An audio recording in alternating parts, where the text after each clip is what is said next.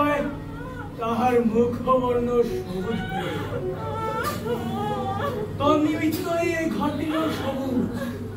আর ওই একই সূত্র দ্বারা আপনার কনিষ্ঠ দৌহিত্র ইমাম হোসেনের মস্তক ভেদন করা হয়েছিল।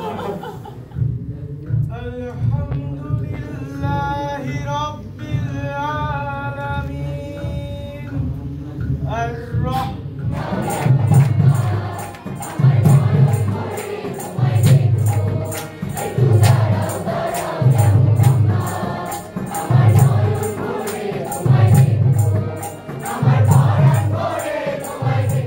জাতীয় কবি কাজী নজরুল ইসলাম বিশ্ববিদ্যালয়ের থিয়েটার অ্যান্ড পারফরমেন্স স্টাডিজ বিভাগের শিক্ষার্থীরা নিয়মিত তাদের সিলেবাসের অংশ হিসেবে পরীক্ষার প্রযোজনা হিসেবে অভিনয়ের পরীক্ষা হিসেবে নিয়মিতই নাটক মঞ্চস্থ করে আসছে। আমরা শিক্ষকরা কোর্স শিক্ষক হিসেবে এবং নাটকের নির্দেশক হিসেবে দায়িত্ব পালন করে থাকি। তো আজকে আমাদের যে নাটকটি মঞ্চস্থ হলো, এই নাটকটি হচ্ছে আপনারা সবাই জানেন মীর মোশাররফ হোসেনের বিষাদ সিন্ধু উপন্যাস থেকে অংশবিশেষ নিয়ে আজকের এই নাটকটি আমরা নির্মাণ করেছি। নাটকটির নাম মদিনার বিষাদ।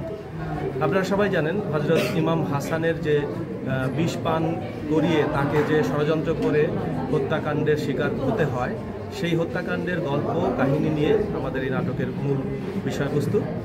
আর এই নাটকে এই বিশ্ববিদ্যালয়ের থিয়েটার অ্যান্ড পারফরমেন্স স্টাডিজ বিভাগের 2022-23 শিক্ষাবর্ষের শিক্ষার্থীরা অভিনয় করেছে এবং তাদের এটি সেকেন্ড সেমিস্টারের ফাইনাল পরীক্ষার অভিনয় পরীক্ষার অংশ।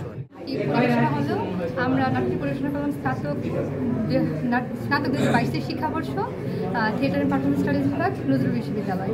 আমাদের নাটকটি নির্দেশনায় ছিলেন সৈয়দ মামুন রেজা স্যার।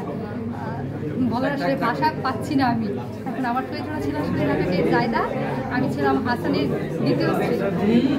আমি তাকে মধু দিয়ে প্রথমে খেজুর দিয়ে বিষ খাইয়ে মারতে চাইলাম, তখনও সে আরোগ্য লাভ করে। পরবর্তীতে আমি তাকে মধু দিয়ে বিষ খাইয়ে মারতে গেলাম, তখন সাকসেসফুল হলাম।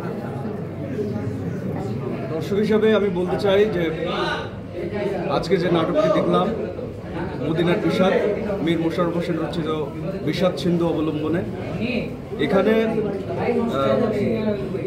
বিষাদ সিন্ধুতে হাসান হুসাইনের যে কাহিনী, এটাতে আমরা এটাকে শুধুমাত্র নাটক বলতে পারি না, এটা আসলে আমাদের ইতিহাসের এক মর্মান্তিক ইতিহাসের দলিলও বলা যেতে পারে।